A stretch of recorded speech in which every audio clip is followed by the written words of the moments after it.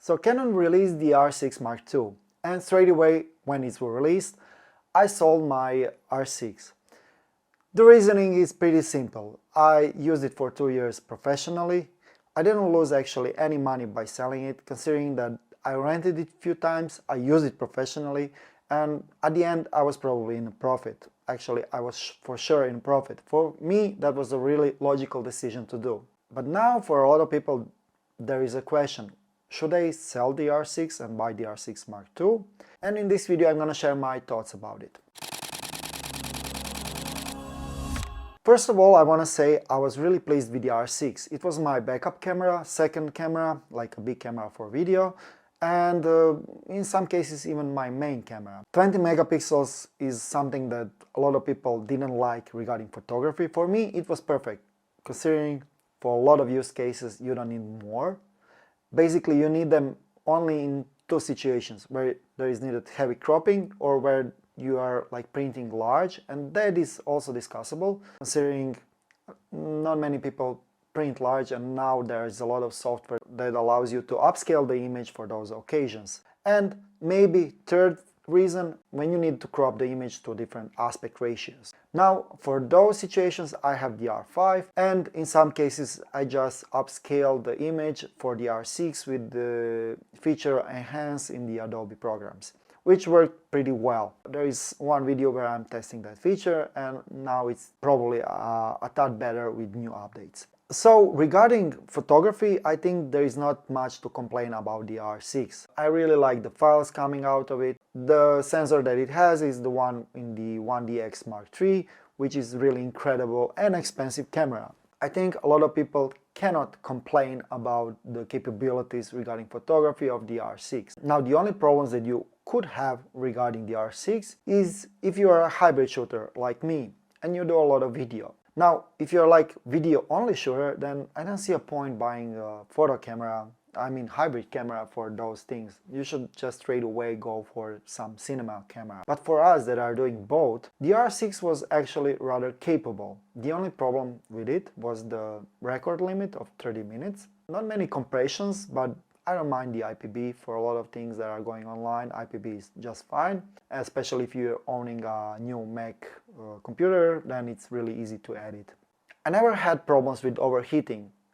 I knew how to approach to the camera. My workflow was really aware of the possibility of the camera to overheat, and with discipline you can basically avoid it. But there was a small stress up here that it could happen.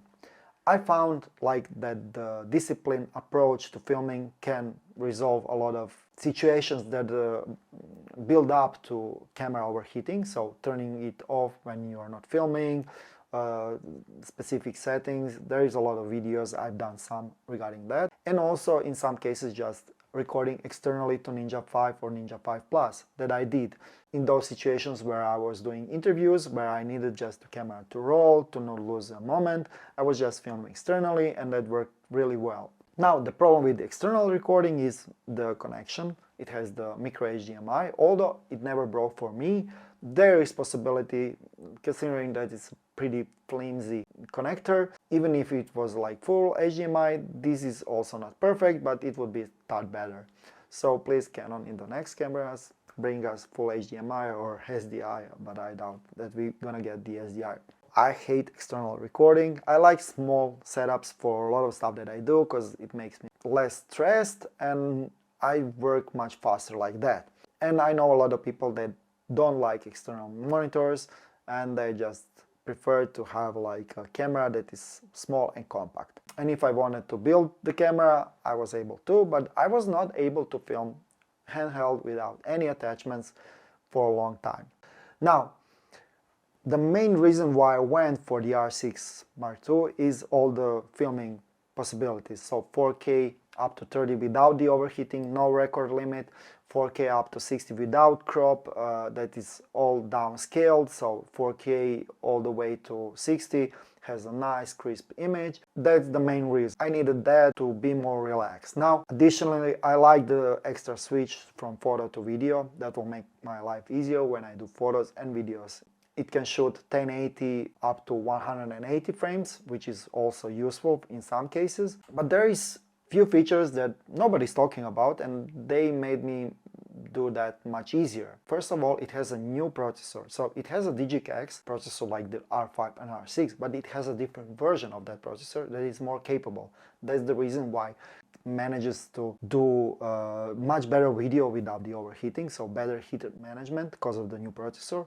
50% better battery life, which is incredible, and thank you for that. And also it has a better autofocus features. And I think a lot of firmware things that happen in the R6 Mark II will not be transferable to the R5 and R6, considering that R6 Mark II has a much more improved processor, and I'm not sure if the R5 and R6 will be able to push those new features. By buying the R6 Mark II, I get a much more future-proof camera, which is always nice to have. And since as I said, I didn't lose any money by selling the R6, and it was just switching a camera, that was pretty logical. The other thing that I really like is the new sensor that has a better rolling shutter, so it's faster readout sensor. Also, 4 megapixels more, it's a sweet spot, I like that. It will be easier to combine the R5 and R6 when I do some events for Red Bull. And also a new feature that I really like, that's probably coming to the R5, I hope. It's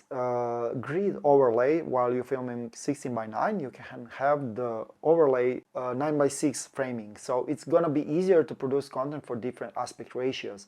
A lot of time when I film something in 16:9, I have to crop it to 1:1, 9:16 or 4:5. So now it's gonna be easier to frame well what I'm filming. That's a really welcome feature, and I was really asking for that, and thank you Canon for providing that. The third thing is external recording. Although I hate that, I like the possibility to be able to shoot up to 6K 60 10-bit RAW, that's incredible, and also 12-bit RAW in Super 35 mode up to 3.7K, I think also up to 60, which is really nice. 12-bit RAW is incredible, and 3.7K is enough, especially if it's really nice and crispy RAW. So that's really nice for those situations where I'm doing personal projects or where I need the latitude of the file, and maybe I don't have money to spend on renting a better camera or film camera, or wanna spend my money on lighting or the talents. So that's a nice feature for those situations. Although with the micro HDMI it's not a perfect solution, but there are solutions to make it more stable connections from the small rig. When you build up a cage, you can like tighten those cables much better, and even with the camera you get that accessory that will help you do that. So there are solutions to be able to film that without stress, but still, as I said, I prefer shooting inside the camera, especially if it's able to shoot to 2 cards to have redundant filming. And I think also the IPB is good enough for a lot of stuff that I do commercially. Nobody's asking me what type of file is gonna go out, considering I'm doing the editing. At the end, they are just interested in the end product. And also there is a new switch to switch from video and photo straight away. That's really nice for all those wedding shooters that are doing video and photo straight away. I do it sometimes also, and that's nice to have. And also there is a new smart horseshoe where you can basically send information from camera to different devices. So that's also nice, and glad to see that on the camera. These things that I mentioned are some things that not a lot of people are talking about, especially the 12-bit RAW externally and the new processor, which is really a nice thing. And I think even Canon is not vocal enough about that, and they should, because then people would understand why that camera is much more capable than the original R6. And for me, those were the reasons why I decided to switch, because I will get a new camera, first of all, much better for future-proofing. So basically with the R6 Mark II and R5 together, I'm pretty sure I will be able to produce content for my customers for next few years without any investing in the equipment, if it comes to that. Although I like to refresh my equipment, I still like to be sure that whatever I buy will last me for a long time if needed. In some cases you never know, maybe you have some other costs and you want to cut out in that. And now I'm sure that I will be able to produce good enough stuff without any pressure of overheating with both cameras, considering the R5 is handling the overheating pretty well with the new update. And yeah, I think it's not a bad decision to refresh the camera if it's possible for you, especially if you're using two cameras, so you can afford to sell right away the R6 when it holds up the price and wait for the R6 Mark II.